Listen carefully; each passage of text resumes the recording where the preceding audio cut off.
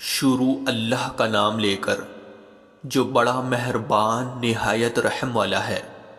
یاسین، حکمت بھرے قرآن کی قسم، تم یقیناً پیغمبروں میں سے ہو، بالکل سیدھے راستے پر۔ یہ قرآن اس ذات کی طرف سے اتارا جا رہا ہے جس کا اقتدار بھی کامل ہے، جس کی رحمت بھی کامل، تاکہ تم ان لوگوں کو خبردار کرو جن کے باپ داداؤں کو پہلے خبردار نہیں کیا گیا تھا، اس لیے وہ غفلت میں پڑے ہوئے ہیں۔ حقیقت یہ ہے کہ ان میں سے اکثر لوگوں کے بارے میں بات پوری ہو چکی ہے، اس لیے وہ ایمان نہیں لاتے۔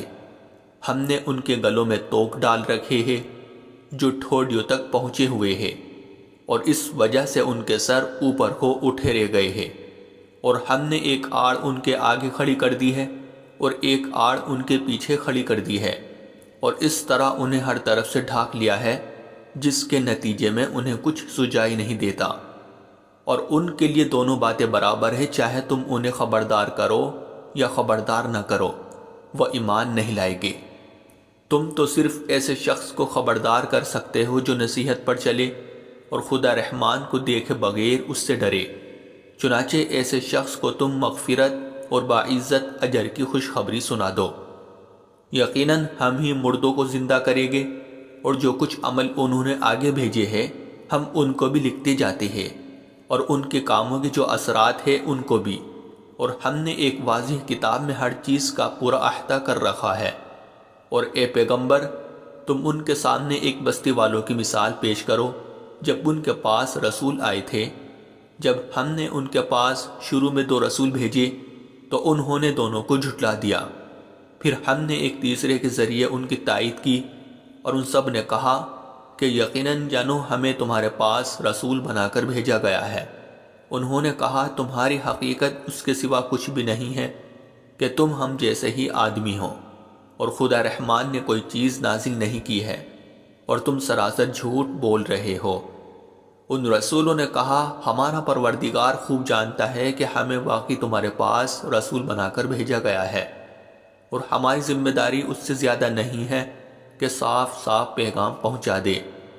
بستی والوں نے کہا ہم نے تو تمہارے اندر نحوست محسوس کی ہے، یقین جانو اگر تم باز نہ آئے تو ہم تم پر پتھر برسائیں گے، اور ہمارے ہاتھوں تمہیں بڑی دردناک سزا ملے گی۔ رسولوں نے کہا تمہاری نحوست خود تمہارے ساتھ لگی ہوئی ہے، کیا یہ باتیں اس لیے کر رہے ہو کہ تمہیں نصیحت کی بات پہنچائی گئی ہے؟ اصل بات یہ ہے کہ تم خود حد سے گزرے ہوئے لوگ ہو۔ اور شہر کے پرلے علاقے سے ایک شخص دوڑتا ہوا آیا، اس نے کہا اے میری قوم کے لوگوں، ان رسولوں کا کہنا مان لو، ان لوگوں کا کہنا مان لو جو تم سے کوئی اجرت نہیں مانگ رہے، اور وہ صحیح راستے پر ہے۔ اور بھلا میں اس ذات کی عبادت کیوں نہ کروں جس نے مجھے پیدا کیا ہے، اور اسی کی طرف تم سب کو واپس، بھلا کیا اسے چھوڑ کر میں ایسوں کو معبود مانوں کہ اگر خدا رحمان مجھے کوئی نقصان پہنچانے کا ارادہ کر لے تو ان کے سفارش میرے کسی کام نہ آئے، اور نہ وہ مجھے چھڑا سکے۔ اگر میں ایسا کروں گا تو یقیناً میں کھلی گمراہی میں مبتلا ہو جاؤں گا۔ میں تو تمہارے پروردگار پر ایمان لا چکا، اب تم بھی میری بات سن لو۔ آخر کار بستی والوں نے اس کو قتل کر دیا، اور اللہ کی طرف سے اس سے کہا گیا کہ جنت میں داخل ہو جاؤ۔ اس نے جنت کی نعمتیں دیکھ کر کہا کہ کاش میری قوم کو معلوم ہو جائے کہ اللہ نے کس طرح میری بخشش کی ہے اور مجھے باعزت لوگوں میں شامل کیا ہے۔ اور اس شخص کے بعد ہم نے اس کی قوم پر آسمان سے کوئی لشکر نہیں اتارا، اور نہ ہمیں اتارنے کی ضرورت تھی، وہ تو بس ایک ہی چنگھاڑ تھی جس سے وہ ایک دم بجھ کر رہ گئے۔ افسوس ہے ایسے بندوں کے حال پر، ان کے پاس کوئی رسول ایسا نہیں آیا جس کا وہ مذاق نہ اڑاتے رہے ہو۔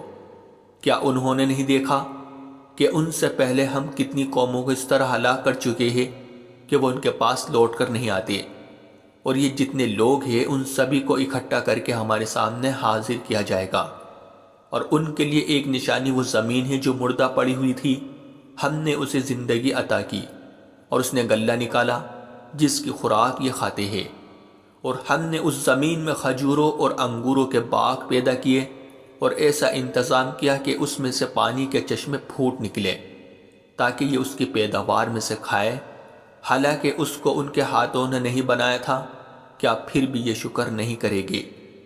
پاک ہے وہ ذات جس نے ہر چیز کے جوڑے جوڑے پیدا کیے ہیں، اس پیداوار کے بھی جو زمین اگاتی ہے اور خود انسانوں کے بھی، اور ان چیزوں کے بھی جنہیں یہ لوگ ابھی جانتے تک نہیں ہیں۔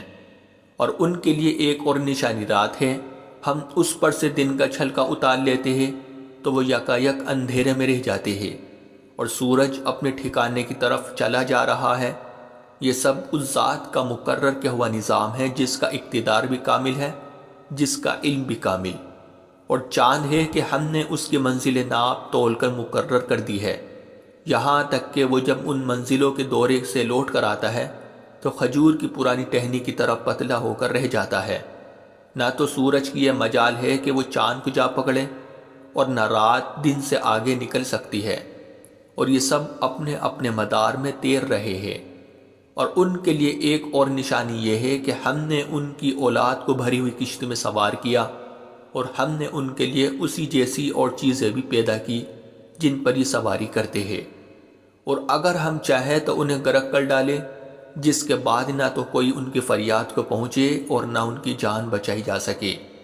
لیکن یہ سب ہماری طرف سے ایک رحمت ہے اور ایک معین وقت تک زندگی کا مزہ اٹھانے کا موقع ہے جو انہیں دیا جا رہا ہے۔ اور جب ان سے کہا جاتا ہے کہ بچو اس عذاب سے جو تمہارے سامنے ہیں اور جو تمہارے مرنے کے بعد آئے گا تاکہ تم پر رحم کیا جائے، تو وہ ذرا کان نہیں دھرتے، اور ان کے پروردگار کی نشانیوں میں سے کوئی نشانی ایسی نہیں آتی جس سے وہ منہ نہ موڑ لیتے ہو۔ اور جب ان سے کہا جاتا ہے کہ اللہ نے تمہیں جو رزق دیا ہے اس میں سے غریبوں پر بھی خرچ کرو، تو یہ کافی لوگ مسلمانوں سے کہتے ہیں کہ کیا ہم ان لوگوں کو کھانا کھلائے جنہیں اگر اللہ چاہتا تو خود کھلا دیتا۔ مسلمانوں، تمہاری حقیقت اس کے سوا کچھ بھی نہیں کہ تم کھلی گمراہی میں پڑے ہوئے ہو۔ اور کہتے ہیں کہ یہ قیامت کا وعدہ کب پورا ہوگا؟ مسلمانوں بتاؤ اگر تم سچے ہو۔ دراصل یہ لوگ بس ایک چنگھاڑ کا انتظار کر رہے ہیں جو ان کی اجت بازی کے عین درمیان انہیں آ پکڑے گی۔ پھر نہ یہ کوئی وصیت کر سکے گی اور نہ اپنے گھر والوں کے پاس لوٹ کر جا سکے گی، اور سور پھونکا جائے گا تو یکا یک یہ اپنی قبروں سے نکل کر اپنے پروردگار کی طرف تیزی سے روانہ ہو جائے گے۔ کہے گے کہ ہے ہماری کمبختی، ہمیں کس نے ہمارے مرکز سے اٹھا کھڑا کیا ہے؟ جواب ملے گا کہ یہ وہی چیز ہے جس کا خدا رحمان نے وعدہ کیا تھا اور پیغمبروں نے سچی بات کہی تھی، اور کچھ نہیں، بس ایک زور کی آواز ہوگی جس کے بعد یہ سب کے سب ہمارے سامنے حاضر کر دیے جائیں گے۔